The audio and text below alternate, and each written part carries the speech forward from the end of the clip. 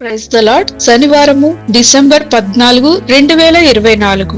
ఈ రోజు దేవుని వాక్యము, వెలుగు నివసించు చోటునకు పోవు మార్గమేది, చీకటి అను దాని ఉనికి పట్టు ఏది.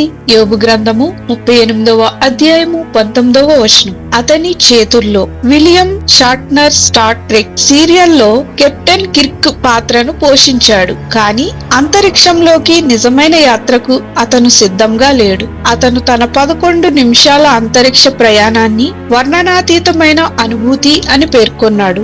అతను తన రాకెట్ నుండి బయటకు వచ్చి ఆశ్చర్యపోయాడు. ప్రక్కనే చాలా దగ్గరలో నీలిరంగు వెళ్తున్నట్లు కనబడింది, కానీ అంతటా నలుపే వ్యాపించి ఉంది. క్రిందకు చూస్తే అక్కడ కూడాను నీలము నలుపు ఉంది.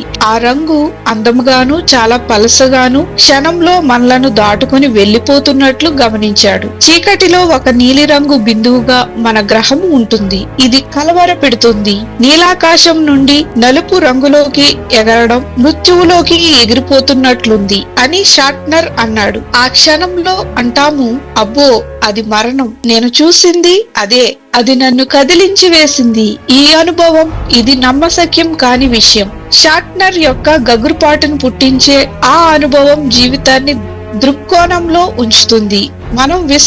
మనము అల్పమైన వారము అయినప్పటికీ వెలుగుని సృష్టించి చీకటి నుండి వేరు చేసిన వ్యక్తి ద్వారా మనము ప్రేమించబడ్డాము. చీకటి అను దాని ఉనికి పట్టు మరియు దాని గృహమునకు పోవు త్రోవ మన తండ్రికి తెలుసు. ఆయన భూమికి పునాదులు వేశాడు. ఉదయ నక్షత్రములు ఏకముగా కూడి పాడినప్పుడు దేవదూతలందరూ ఆనందించి జయధ్వనులు చేశారు. విశ్వాన్నంతటినీ తన చేతుల్లో పెట్టుకున్న దేవునికి మన చిన్న జీవితాలను అప్పగిస్తాము. రాత్రి వేళ ఆకాశం దేవుని గురించి ఏమని వెల్లడిస్తుంది? ఆలోచన చేయండి. ప్రార్థన. తండ్రి, నీ శక్తివంతమైన ప్రేమను నేను విశ్వసిస్తున్నాను.